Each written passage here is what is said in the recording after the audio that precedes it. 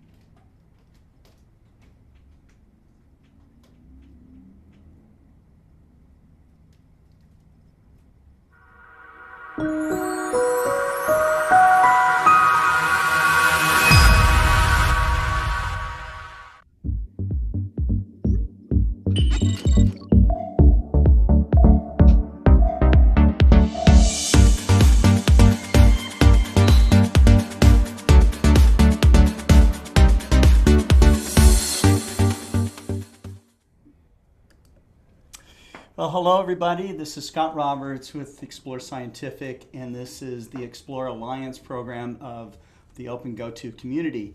Our special guest today is Professor Andrew Fraknoi. I just wanted to read a few words about him. He has done so much in his life as an educator, an astronomer, a popularizer, an author, a lecturer. He's given hundreds of lectures. Um, Andrew Fraknoi is an award-winning scientist and educator known for his skill in interpreting astronomical discoveries and ideas in everyday language. Fracknoy retired in 2017 as the chair of the astronomy department at Foothill Community College and now teaches introductory astronomy and physics at the Fromm Institute at the University of San Francisco and through the Osher Lifelong Learning Institute program, OLLI program at the San Francisco State University. In 2007, he was selected as Professor of the Year for the state of California by the Carnegie Endowment for Higher Education. Professor Fracknoy, it's not Dr. Fracknoy, is it? No, No? no. And Andrew's fine. Andrew's Andy, you fine. and I, Yeah, yeah, yeah. You have whatever. you have been an inspiration to so many people, and as I mentioned last time, certainly an inspiration to me, and someone that I greatly admire. A short quote from Andrew Fraknoi is. He says that my philosophy is to show students that science is an engaging human and part of our cultural heritage. And I couldn't agree more. And it's been part of the dialogue that's been going on with the last few programs that we've had. So very timely to have Professor Fracknoy with us today. And Andrew, you gave me a few subjects that you wanted to talk about. You're involved with educating retired people. You are writing books. You're on the board of trustees of the SETI Institute. You're a busy man. Well, it's true. Once I retired from my job teaching college students, a lot more time was freed up. I used to have 900 students a year. So as you can imagine, that was a lot of grading and a lot of discussions with students about their grades during my office hours. So part of what I was looking forward to, even though I love teaching, I was looking forward to not having to give grades ever again and to have more time to pursue some of the interesting things that you mentioned. Right, right. Well, you mentioned that you wanted to discuss a couple of things. You want to go ahead and get started? Sure, whatever, Okay. All right. whatever seems best for you. Okay. You want me to talk first about the SETI Institute a little bit? Yeah, let's talk about Yeah. SETI. That's of deep interest by a lot of our audience, and it seems to Okay. be an overall theme. Andrew, when I went to the last time I was at JPL, I bumped into Linda Spilker of the Cassini mission, and I asked her, what is the likelihood? Do you think that we're going to find life in our solar system or in space at some time? And she was absolutely cold stone sober and said, absolutely, we're going to find life out there. And that seems to be the thrust of science today. So, yeah, let's talk about SETI. Well, so I've always been interested in the search for life in the universe, not just slime molds and bacteria, but in the long run, we hope intelligent life. It would be nice to have evidence of intelligent life in the universe, if only because there seems to be so little of it right now on Earth. So it'd be nice to find some in outer space.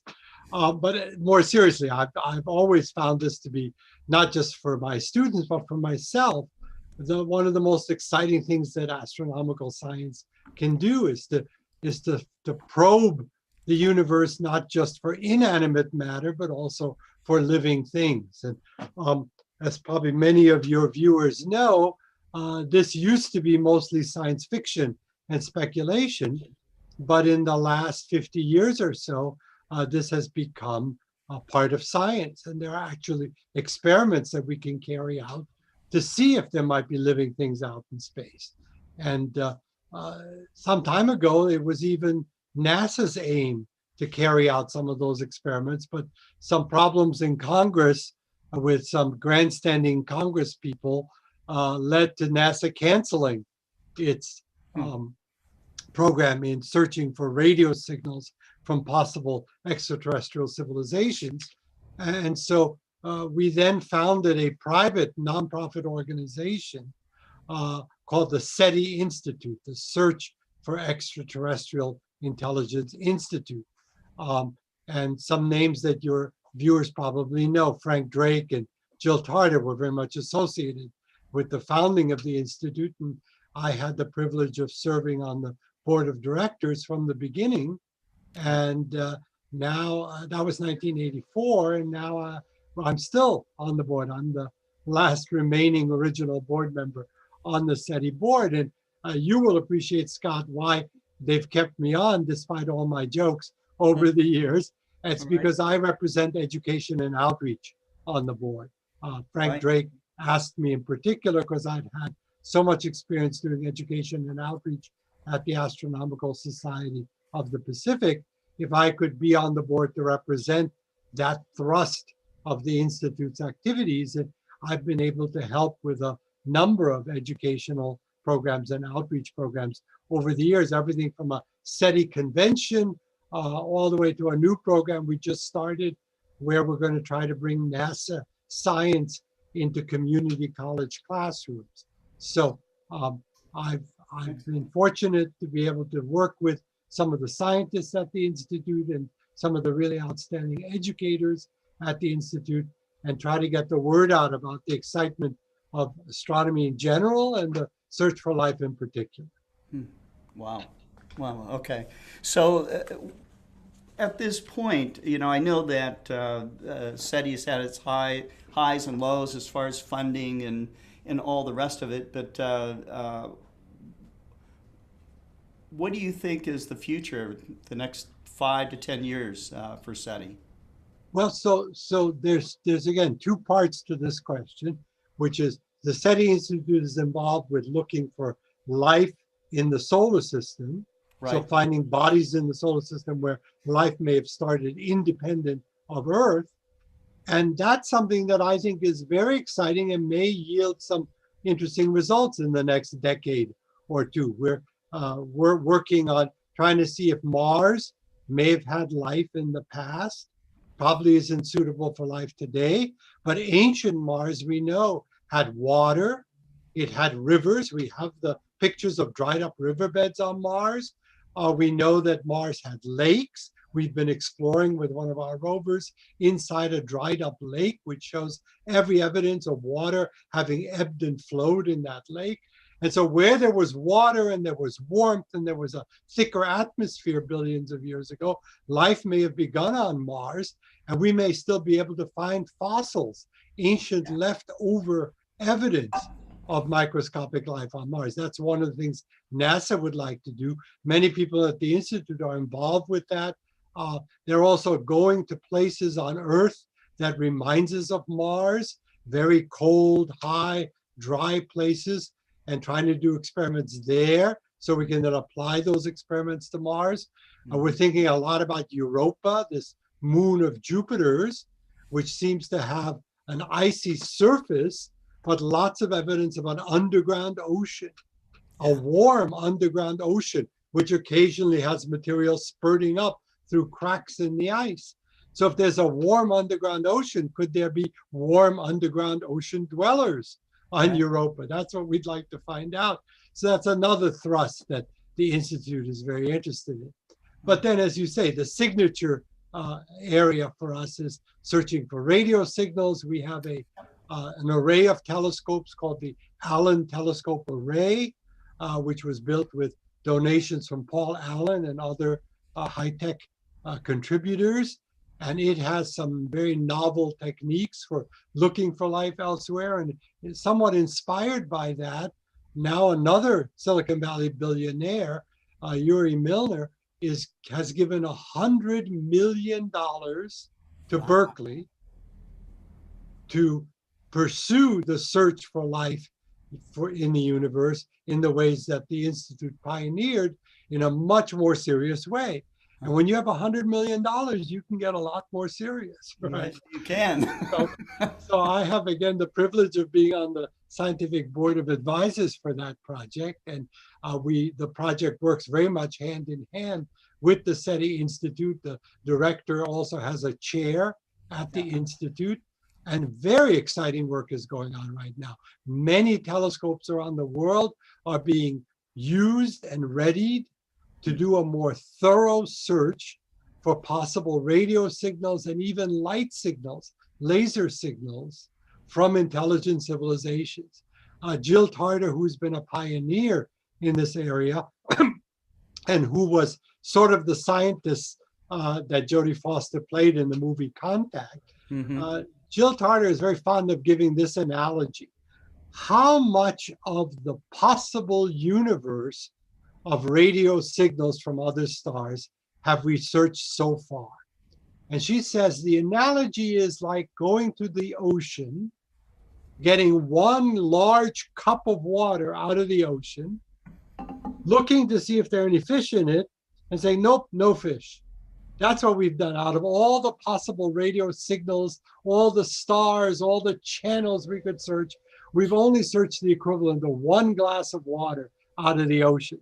So what Yuri Milner and this Breakthrough Listen project, that's what it's called, Breakthrough Listen, what they're trying to do is to increase the glass of water to buckets and buckets of information that we can now search. And that's starting now, and it's going to get even more intense in the couple of years to come.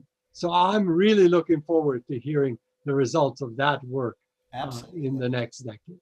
Absolutely.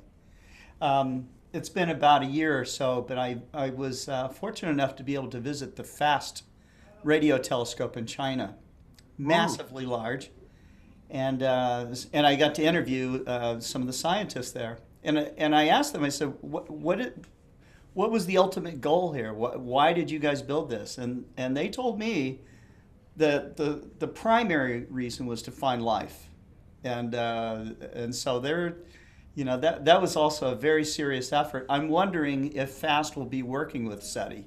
Yes, absolutely. And just for the listeners who don't know, FAST is a giant radio antenna built into the ground, essentially, in China. It's very similar to the Arecibo telescope that James Bond fans and others know in Puerto Rico. It was used in the James Bond movie. Yeah. But there are radio telescopes that move around the sky, that tilt, that we call them steerable. But then there are also giant antennas that just sit there and absorb whatever rays happen to be coming from overhead. And they can be built much, much larger. And as you said, the FAST radio telescope is the largest single dish for picking up radio waves in the world today, and replacing Arecibo as the number one.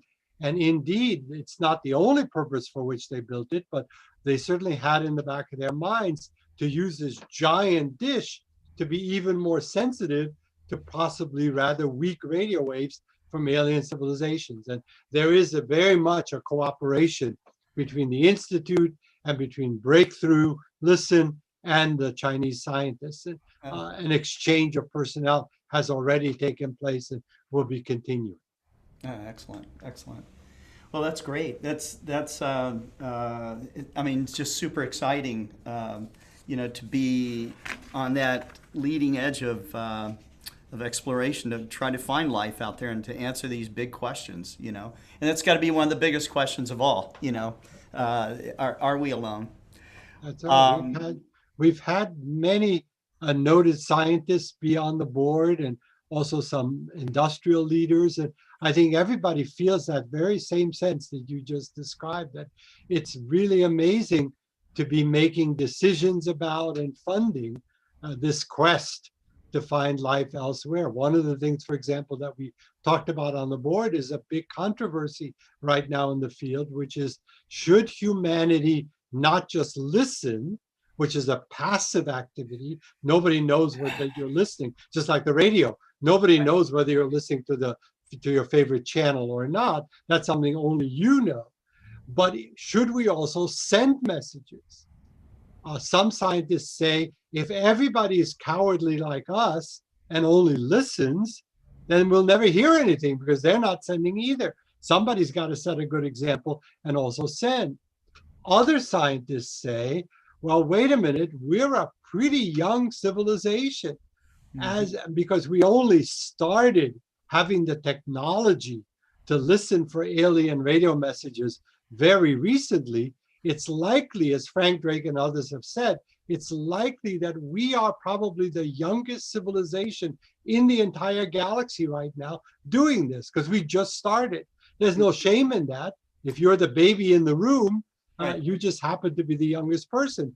Maybe you'll grow up to be Einstein, but right now you're just a baby. And probably babies are more likely to want to listen rather than participate in conversation.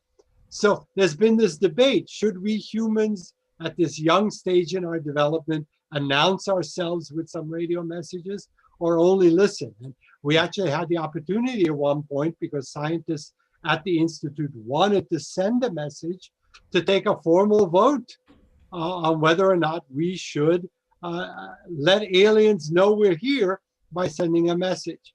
And our board was a conservative board as things went. And we decided that at this young stage, we would rather not announce ourselves, but first listen passively and hear what our elders may be saying.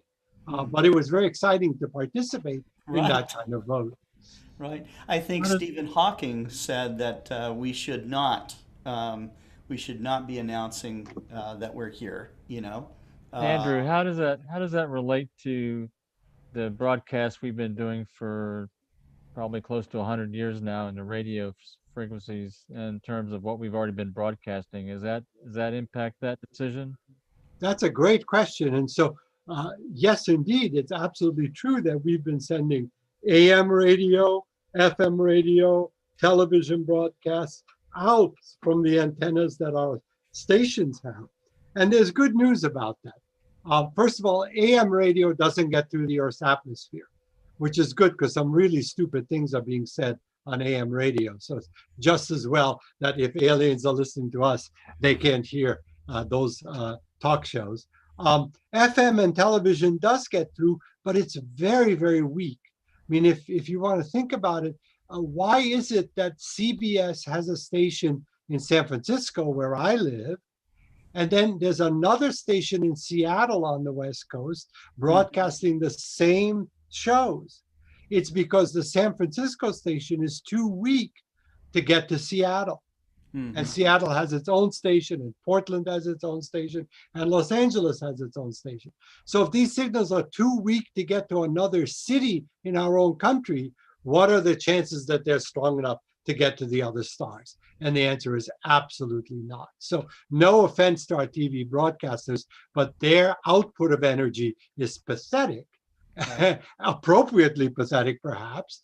And so those signals cannot get to the stars. So far, the only signal that we're making that might have the power to get to the stars is the intercontinental radar.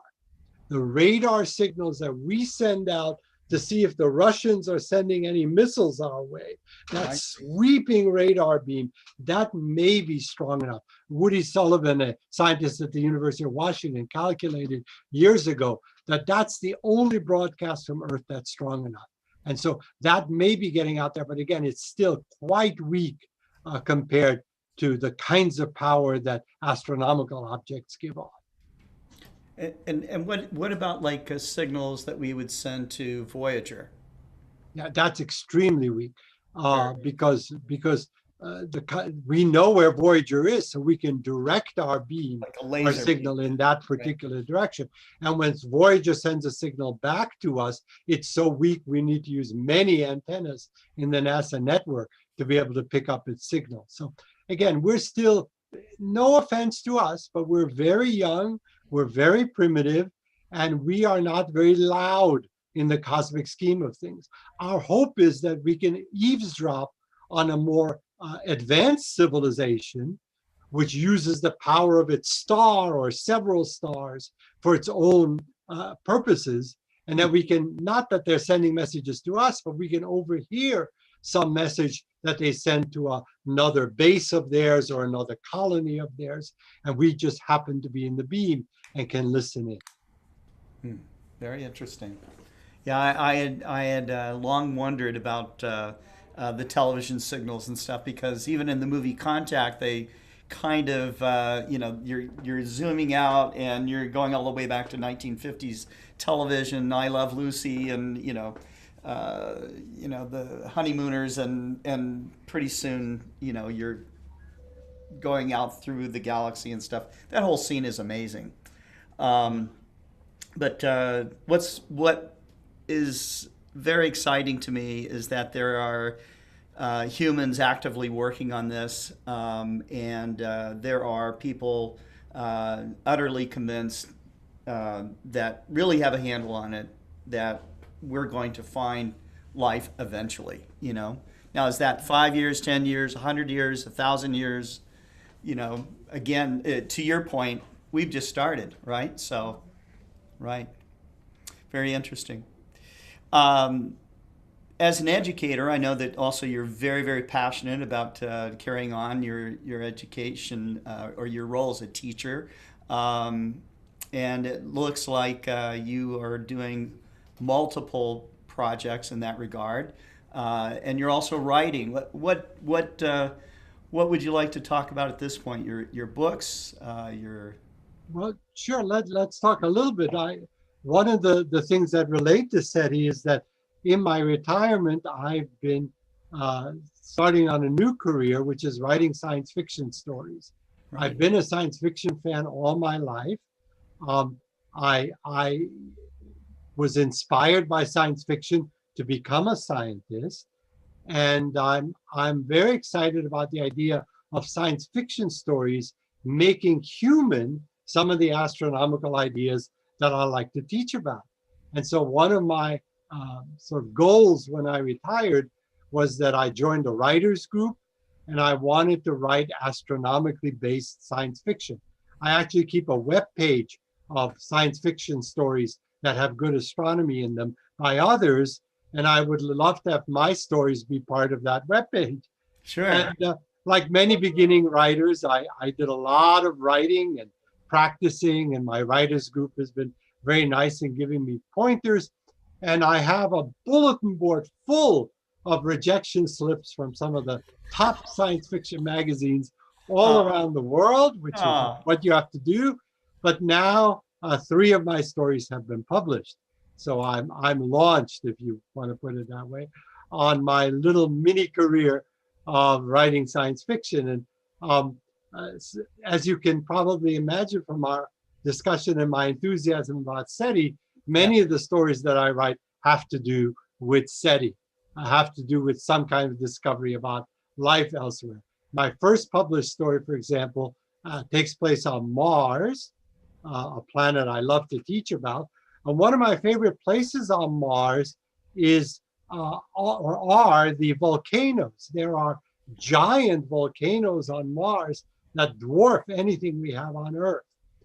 The biggest one is called Mount Olympus, but a smaller one that's especially intriguing to me is called Arzia Mons, or Mount Arzia. And what's interesting about Mount Arzia is that there are holes in it. It's a big volcano, imagine a big conical shaped volcano, but there are very nice round holes all around the mountain. We think these are lava tubes where the lava is gone, and it's just a big tunnel, a big cave that goes into the mountain. And we can see the cave openings, but nobody knows what's inside these caves.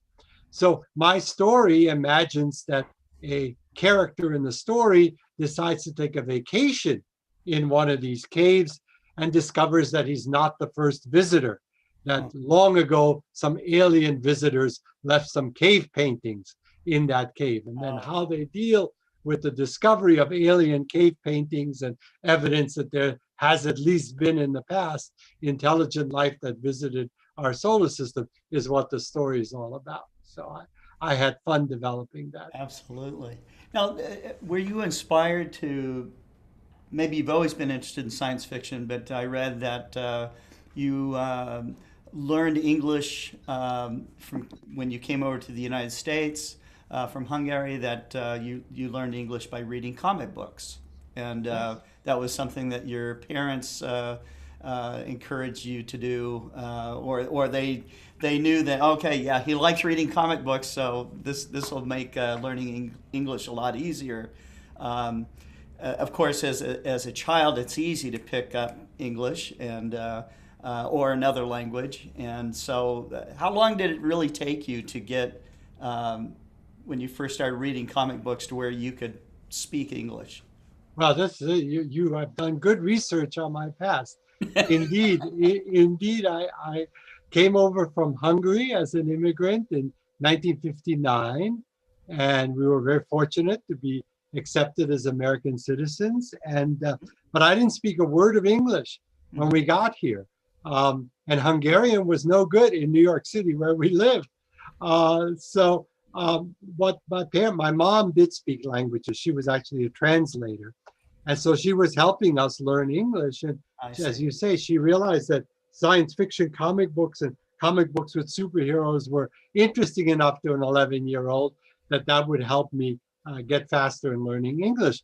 And I was especially enchanted with Superman, who came from another planet, was an immigrant like me, and wore odd clothes. And so I really got into some of those comic books and learned English. Eventually, I had to go to school, of course. And I had not only did my mom help me with comic books, but I had a wonderful teacher, a new, fresh teacher in the New York City school system, who actually kept me after school and helped me with learning English and homework. And so, as you say, when you're 11, it's easier, especially if you're dropped into a classroom and you have to be inundated with English.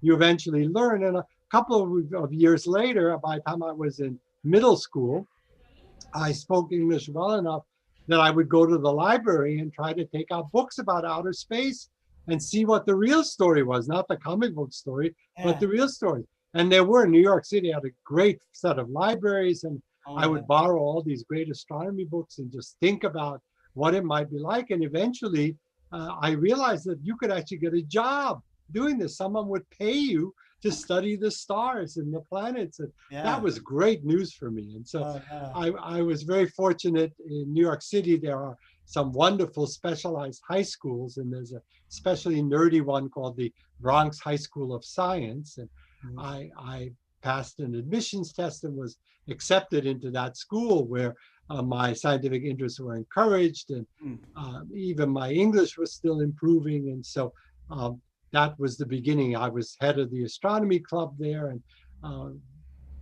everything else stemmed from that early interest in outer space comic books.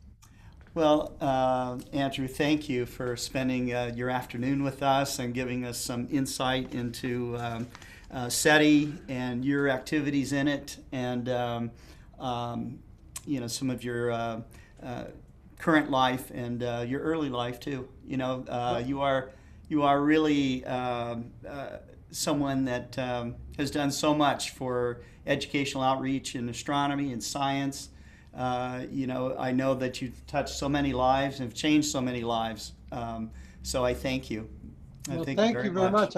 I should say for your viewers that if I talked about my science fiction stories, and I've gotten permission from the publishers to put those online free. So you don't have to pay to read them. And so I have a website called Fracknoy.com. For some reason, that was not a URL that was in huge demand. So I was able to get it. And so if you go to Fracknoy.com, there's a section on science fiction, and you can read my science fiction stories for free on that website. So if you're a science fiction fan and you'd like to see some of my takes on what's out there, I encourage you to do that. And thanks so much, Scott, for having me on your program. Thank you, Andrew. You take care, and we'll see you next time. Take care. Take care. Bye-bye. Okay, so that was nice. I wish I could have gotten into more about Andrew's life, and really a movie could be made about this guy. He is he's done so much and is known. He's very famous in astronomy education outreach circles in California. But through SETI, I'm sure he's known all over the world. So, but a really great man. Where do we go from here? We should talk to Tyler. Tyler is at home today in the brickyard, right? Laying the And you foundation changed for your my shirt too. He had like some other kind of, I had to t-shirt match on. Jerry. Wasn't fair. And you're in Yeah, black and white too. What? I had to what- be like my mentor. It's not fair, you know. Oh yeah, I gotta that's be just right. like him. That's right. No, I'm at home. We're laying the brick foundation right now for the observatory. No, that's great. That's awesome. I had a little bit of cough, so I decided to get out of there early today. Mhm. Prevent any kind of possibilities of anything. I know it's allergies, but just safety. I just wanted to get out there and come home. Sure. So, Sure. So what's been going on with the forums, and customer service? well, there was. I remember. I think it was Monday. We talked about a gentleman that was having an issue with his PMC8 box. Mm-hmm. Wes, and I'm sure Jerry's been brought up to speed with it as well from Wes. It ended up just being a power in the PMC8 box itself. I told him that he would have to get a hold of the group over. A power converter or something like Yeah. that, you think? It would run for a little bit and then it would just nosedive. Huh. Give him solid readings and it would just drop after. Oh, like the lights went out and Lights wouldn't go out. It just, the signal just wasn't. It'd be just a little dip. bit and then it would just nosedive. He This couldn't. is the wireless signal he's talking about. Yeah. I see. So we told the gentleman or the customer to get a hold of the group over in Europe. We're going to get him taken care of over there. We have a possibility of another gentleman that's having issue with connections with the IXOS 100. I'm just Mhm. the generic simple steps to make sure he's getting his basis is covered. Right. As far as Yeah, you Wi-Fi have to go changer. through the troubleshooting and Yep. I have to go through my step-by-step mentor training just to make sure that these right. people get their stuff taken care of the correct way. And that way they have a better understanding of what their mount is actually capable of and know how to troubleshoot it. Right. Right. Astrophotography contest is doing okay. We Good. mainly deep sky objects. That's all we've gotten out of 19 submissions. No Mars? No Mars No images. planetary. There's nothing but deep sky objects. What? Sky- Yeah, the Mars Come on, guys. opposition. We got more prizes for each category. There's six, Yeah. I believe, and it's all deep sky objects, and y'all are going to make it harder for yourselves to win if you don't compete for the other actual categories. That's right. Right. That's right. But other than that, I'm trying to get a test done that Jerry's handed out to all the CSR reps around here. Yeah, this is part of the mentor It is program that you part were of the talking about mentor earlier, program, right? which is great. It helps us have a better understanding of what we're dealing with as customers or as CSR reps, and we're able to actually reiterate that to the customer to help them figure out what's going on with their stuff as well. So it's great. It gets my mind tacked so it doesn't get foggy or hazy and gets pattern over and over and over again. Like with that static and stuff. Yeah. Happens. I don't want to get Jerry does not keep it complacent whatsoever. No. That's the beauty part of it. He makes you right. think and he makes you learn, which makes me bang my head against this brick wall sometimes. But I see the dents back there. yeah, there's a couple dents back there. There's effort involved in learning something. It's not just spoon feeding you. I mean, we No. do some of that, but we're not going to leave anybody behind either. If Mm-mm. people have questions or if they miss answers, that's fine. I just need to do a better job of explaining. Well, that's what we as CSR reps can do while you're out of the way. Is if they don't understand it, they can go to me, Heath, Samir, or Aria, and if we can't give them a better answer, we try to come up as a group. Sometimes we'll get Scott involved when he's not busy, but he's always busy. To kind of give them a better answer so they can have a better understanding on what kind of answer you're looking for. Right.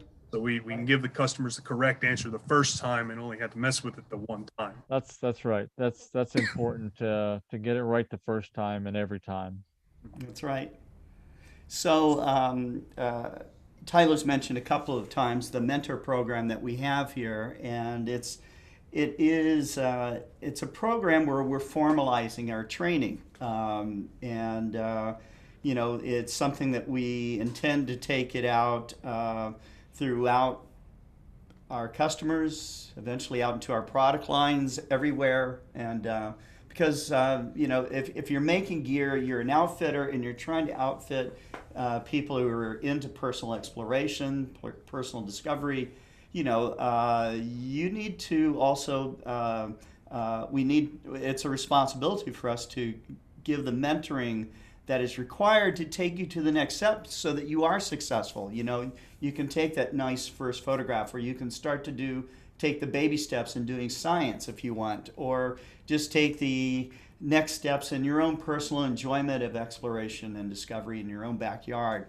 So we have shifted gears in our program just a little bit, and Jerry is going to start rolling out the mentor program as basically is taught to the customer service reps, our tech reps here. But it will be, you know, for all of you that are very knowledgeable, you'll be able to see what we're doing. You'll already know what we're talking about.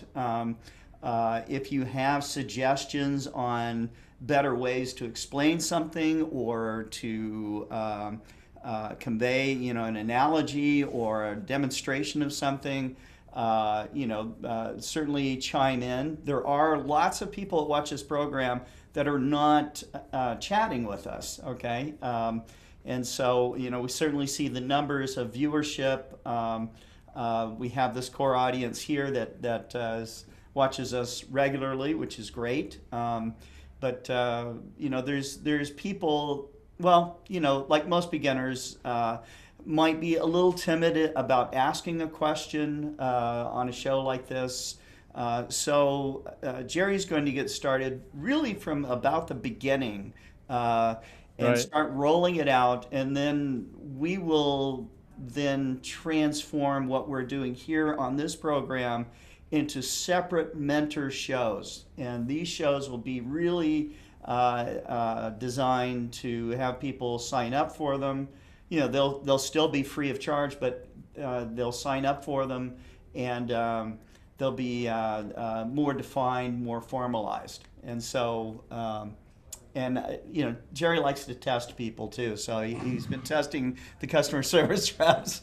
Will they be getting tests as well? Because I'm curious. Are they getting tests? Yeah, well, they'll get tests. That's part of it. Part of the program is to get a certificate of completion, and of course, you have to put out a little bit of effort to earn that. Yeah. Good. I don't want them spoon-fed, because that's just not fair to me or my other CS. Well, it's not fair to the student either. Think about it. You know, you're in this. You're spending your valuable time to listen to me talk. You want to get something out of it, right? And I want to ensure that you do get something out of it. That's really Don't forget the bottom company line. money. It's costing the company money for this. That's right, but it's worth it.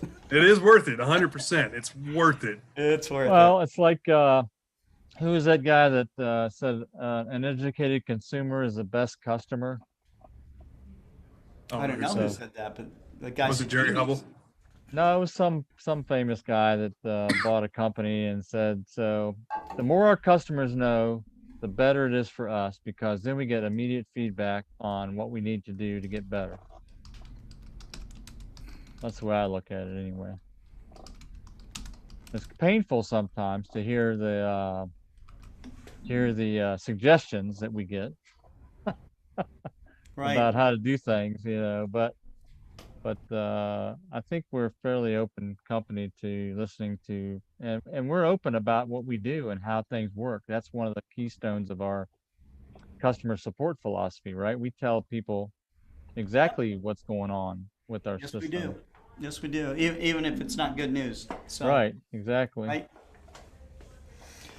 Well, Larry Burge has a question. He says, whatever happened to the Skies Up magazine? Are you all still going to start sending these out at any time soon. Yes, Larry, we are. Getting the very first one together has taken longer than we thought. I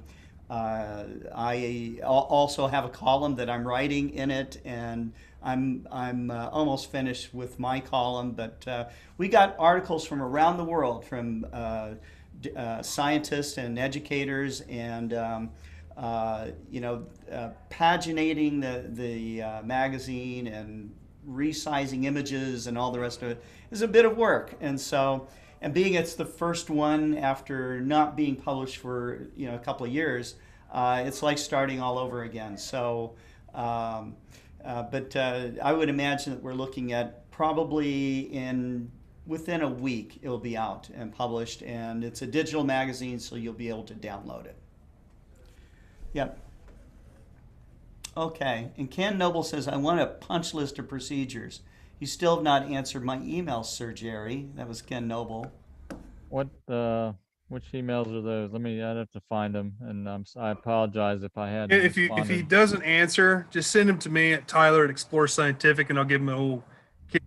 Yeah, kick me, because he both of these other two need a kick in the caboodle to get him to do stuff, and I'm the shoe. I don't mind it. So if you can imagine my plate of work, right? It's like you've been to the buffet and you picked up a spoonful of everything that's on the buffet, and that's what my plate looks like. That's an appetizer for me.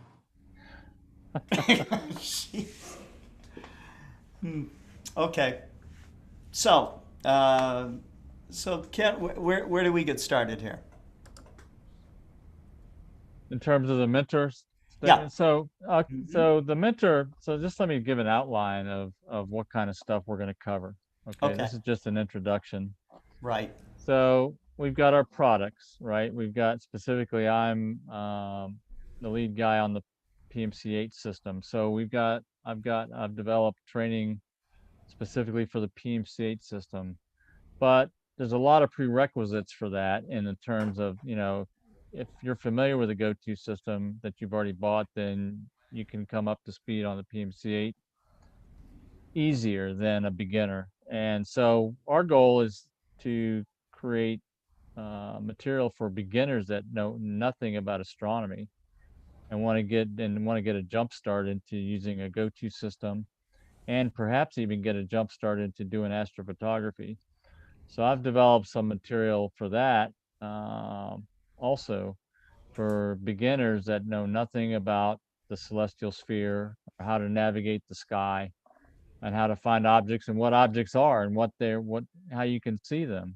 So there's a whole gamut of stuff for that, for beginners, before you even get into how to use a GOTO system to navigate the sky. Mm-hmm. And so that's another part of the training that we've worked on. And then there's the technical side, of course. Then you get the equipment side, where you get into the details on equipment configuration and specifications and performance and all that stuff. So that's another area that we're going to be talking about. And some of this might be separated out. Some of it might be intermingled. The beginner stuff will all be beginner stuff. Once you get past that and you're starting into learning about GOTO systems, then we'll start introducing specific equipment. Of course, we're going to introduce our equipment because we're Explore Scientific and this is our broadcast. So, that's not to say it won't apply to other equipment from other manufacturers, because it definitely will. So that's an advantage. But in terms of demonstrations and what we're going to be discussing, it's going to deal specifically with our equipment. So once you get that foundation, and the other thing is, I'm going to introduce my books as the de facto textbooks for this training. Really is what it comes down to. I've got two books, Scientific Astrophotography, and that was published in 2012, and then the other one is Remote Observatories for Amateur Astronomers, which is an add-on to that. It just carries you on to the next step, where you can create your own observatory, or you can use observatory systems all over the world over the internet, and what kind of projects you can do. So that's a big thing. So I'll be leaning heavily on this material that I've developed for the books, and the books themselves. I've still got a lot of material to develop going forward, but I think Tyler, you might want to give an idea of how it's been for you guys in customer service. I started out fairly at the beginning level. I mean, a couple of I don't know, how many of the guys do you think they came into customer service didn't really have any ideas about Well, astronomy? not counting Samir, because he's been here or been here the longest, because he's been here for over a year. Everybody, when everybody comes here, I always assume they don't know anything about astronomy. So a little bit, not as much as these two. There's 1, 2, 3, 4, there's 5 of us, and out of the 5, I'm the only one that knows a little bit about it. With the mentor training that you've instilled, they're gradually grasping how things work as far as with CCD and CMOS cameras, undersampling, oversampling, readout noise, SCNR. Yeah, and even before that, the beginning stuff like about the celestial sphere and what About the navigation celestial means and sphere, star charts and things like that. What the actual meaning of AM and PM Yes, right. is, and yeah, just the basic and how the ecliptic, and so yeah, it's a basic breakdown, not just of constellations, but how we get the very basics of the post meridian and the after meridian, and then they're getting it. I mean, it takes me a little bit to get some of this stuff too, because there's a lot to learn. And Jerry's There's a good lot. teacher. Yeah. There's a ton. I mean, this book is full of stuff. It's ridiculous. It's a pretty concise book. Yeah, I tried to condense it down. So yeah, that's 360 some pages, I think. 300 if you're not including the index. It's 332. Yeah. No, 333. And that's just a condensed version. I'd hate to see an actual book. Yeah, that book was the one I wanted when I first started, and that's based on I probably read about 10 different books over the 4 years that I got myself up to speed to be able to write that book. Probably about 10,000 pages worth of material, I would imagine, that I went through. Right. But yeah, the basics of how the sky works, how how you arrive through critical, like a critical thinking problem, okay, of how to build a system, based off of your money, your time, what you want to do, all the factors kind of come in and you arrive at a solution. I think that particular book explains that better than any book I've ever read. And I've read a lot of books on how to choose and use your first telescope, or how to get started in astrophotography, or or some of the more advanced books. Some of the more advanced books, they just kind of throw you into just really advanced stuff, thinking that you already have years of experience, right? Right. This book, although very, very technical, assumes nothing. I mean, it assumes that you're just interested, okay? And then you break it apart very concisely and go through that whole process of critical thinking to arrive at a good imaging system. So yeah, it's based on the philosophy that's you're going to learn what you need to do to accomplish your goal. And your goal is your observing program. Regardless of what you want to observe, it's going to tell you what you need to think about to develop a system for that observation. That's the end goal, and that's really what it comes down to. The first question you get from a lot of manufacturers, what do you like to look at? That's the basic question. I like the moon. I like looking at Saturn. I want to see the deep sky objects. I want to see these little galaxies. They all have a very particular. People don't realize that you can buy a general purpose telescope that's good for starting, but it's not good at anything particular, right? So this is what this training will do for you, is help you understand that and be able to guide you and getting the equipment you absolutely need to do what you want without just throwing money at the problem. You know, we're a high value company in terms of what you get for your money. And that's the philosophy of the book. That's what I first when I first met Scott, I understand his business philosophy in terms of equipment, and it matched my goals to get high performance at a reasonable price. You know, I always say we'd sell items that are 90 to 95% of the performance for half the price. Yeah. You don't need that last 5 to 10%. You really don't, Right. unless you really work your way up to that level. Yeah, unless you're busting through that, Right, with the exactly. equipment you got. Great examples of what you can do with much more modest equipment is Jason Genzel taking our Yes. AR-152 6-inch Acromat, not an Apo, okay, not a high-end focuser, not a high-end anything, okay, but applying his skill to get truly Yes. mind-blowing images, okay? That's skills and knowledge. That's what you're investing in. When you Right. invest your time and money, you're investing in yourself. And that's what you got to get in there in your mind. That's right. And so would I say that Jason is a guy who has broken through that ceiling? Yeah, I would say he's broken through it and smashed it. Okay, but I think he in particular enjoys taking that more modest equipment and really maximizing it and showing what can be done with that. So I think that's very cool. So that's great. So what we plan to do with Jerry and the mentor program is to roll out, episode by episode, this whole program. Of course, if you have questions as we go along, certainly ask them. We do have a question here, which is more about gear and filters and stuff. Stefan Del Pra says, I have 2 questions I'm hoping you can help me with. I have a ZWO EAF on my ED102, and I get slippage. Is that due to the motor or the focuser? That I can't tell him. I mean,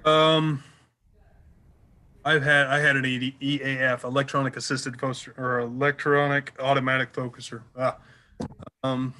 Check to make sure that you have a level system, because it does come with an L bracket. Not level, that can cause bindage, which could cause slipping. Also make sure that your tension collar is loose. You want it completely loose, or it will slip out depending on how much equipment you're putting on the back end of that focuser. right. If you're putting too much, then there's only so much that an actual electronic focuser can do.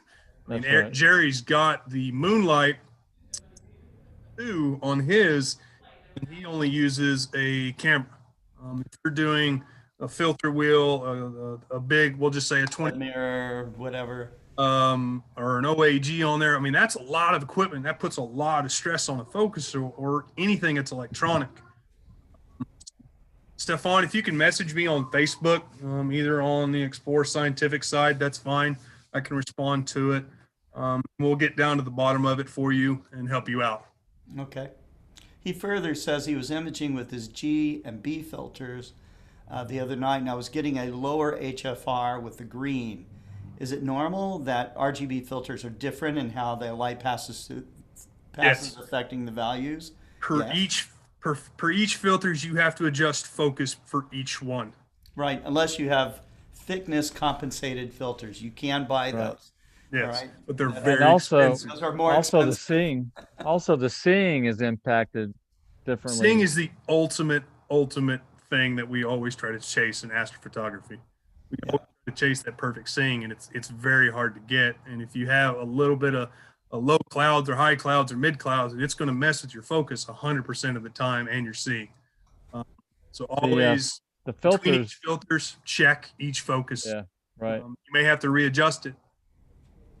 Now, if you take a 60-second image with each filter, you'll see that your full width at half maximum or your HFR value will be different, because again, the noise in the atmosphere is at different wavelengths, and some wavelengths are quieter than others. So, for Right. example, red wavelengths filter out all the blue in the sky, and that's a quieter. That's towards the infrared is quieter than the ultraviolet towards the blue end. So you'll see that the HFR value should be quieter in the red than it is in the blue. Hmm. He said, he further says, I just drove 120 kilometers to a client this morning for work and want to thank you for keeping me company for the trip. Yeah, that's cool. Yeah. Thanks for listening. Okay. Well, I think that kind of wraps up our show today. Is there anything else that you wanted to add about the mentor program for what you'll be covering in particular next Yeah, so episode? I'm going to be starting out with the beginner level stuff. So Yeah. I'm going to be putting together, I've got some, diagrams and some things that I've developed already, but I'll probably be enhancing them. One of the things that I've been working on and haven't spent enough time on is to develop PowerPoint presentations. So I'll try to get the graphics and the text at a better level. I've been kind of winging it with the customer service instruction. I'm kind of like standing up and lecturing and expecting these guys to do notes. I've got source material that I've read, I tell them to read, but I haven't really developed any presentations to go through. I just kind of talk about stuff. A lot of the training might be like that. I'm going to try to develop some slides for particular topics that are maybe a little more complicated to understand. I'll have some graphics or diagrams to explain certain concepts. Mm-hmm. That's pretty much what it will be like. Great. That's great. How about you, Tyler? Is any last words of wisdom? I don't know about wisdom. Jerry's full of the wisdom part. I'm more of a just down to earth kind of fella. Right. Get out there and image. Just get out there and image. I want to see. Practice, right? The more practice, perfect practice makes perfect. And he's got an astrophotography contest he wants submissions for. That too. The other big question, the other big advice I would give to people that have questions about whether to do this or that or the other, just try it and see what happens. Experiment. Yeah. You don't do not. You don't have to be afraid. Company, right? I think they said something like, just do it. Something like that. Right. As Master Yoda would say, do or do not. There is no try. That's right. There is no try. That's right. There is no try. So get out there and image. If you got clear skies, we're a little windy here in the state of Arkansas, so I might get it out. I don't know. That's hardly any excuse at all. Yeah, I don't want a couple $1,000 telescope hitting the dust. Yeah, no. Even when it's bad, go ahead and practice using your equipment. I'll definitely do that inside the garage where it's safe in a controlled environment. I don't have an observatory yet. We're building it. I haven't got quite there yet. The dome's not on top of that. Yeah, I'm waiting for the dome to get in from Pulsar. That's what. Okay, that's great. That's great. All right, guys, I really appreciate it. And I appreciate our audience. Thanks for tuning in and asking such interesting questions. And we will be back with you tomorrow with Kent Martz with the First Light Chronicles. And on Friday, we have another Global Star Party starting at 7 p.m. It will run till probably about 11 or 12, like we did just on Tuesday night. This one is co-hosted with the Von Braun Astronomical Society. So it's been a lot of fun working with them. They have been coming up with a list of people that they'll have coming on. So you're going to see some new faces. Also some, kind of a new interaction with working with the club on this. It is something I want to do a lot more of. The Von Braun Astronomical Society is an astronomical league club as well, which is pretty cool. On December 5th, we are, Explorer Alliance is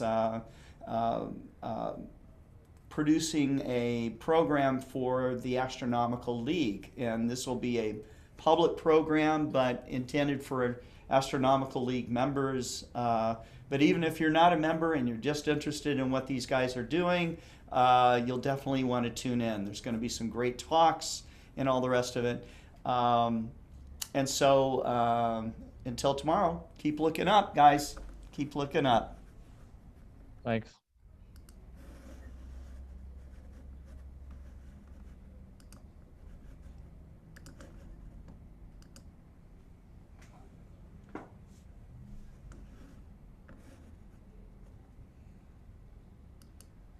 Hi guys, this is Tyler, customer service rep with Explore Scientific. And today I'm here to announce that the Explore Alliance is excited to be hosting the first astrophotography contest to recognize the excellent work of the images of our members' ranks. For this initial contest, we are looking for the best of the best in 7 imaging categories, from deep space objects to planetary, lunar, solar, wide field, time-lapse, and terrestrial. Prizes will be awarded in each category. First place winner will receive a $200 Explore Scientific gift card, an upgrade in their Explore Alliance membership, and a 24 by 36 mounted print for their winning image. Second place winners will receive a $150 Explore Scientific gift card, an upgrade to their Explore Alliance membership, and an 18 by 24 mounted print for their winning image. And third place will receive a $100 Explore Scientific gift card, an upgrade to their Explore Alliance membership, and 11 by 17 print of their winning image. Best in Show will be selected from the first place winners in each of the 7 categories. The Best of Show will receive a 24 by 44 mountain print of their winning image in place of the 36 by 24 first place prize. Entries are being accepted through 6 a.m. Central Standard Time to December 24th of 2020. Now, before each entry, please be aware of the following rules and requirements. Each entrant must be an Explore Alliance member. If you are not an Explore Alliance member, it is a free program, and we will provide you a link in the below in the description so you can sign up. At least one piece of Explore Scientific equipment, telescope or mount, must be used in the capture of the submitted image. Entrants must identify equipment and imaging data in the appropriate sections on the form below. Each entry must be the original work of the entrant. By entering, you are stating that the image is your property and the work that you originally have. Although the contestant entry period is through December 24th, 2020, images outside the taken contestant time periods are eligible for entry. Entrants must read and agree to abide by the rules and photo release at the time of submission. These are included on the form below. Entrants may enter more than one photo into the contest. Again, this is Tyler, a customer service rep, along with Explore Alliance. We really hope to see your astrophotography images, and we can't wait to see what you can produce. Again, this is Tyler. Clear skies and keep looking up.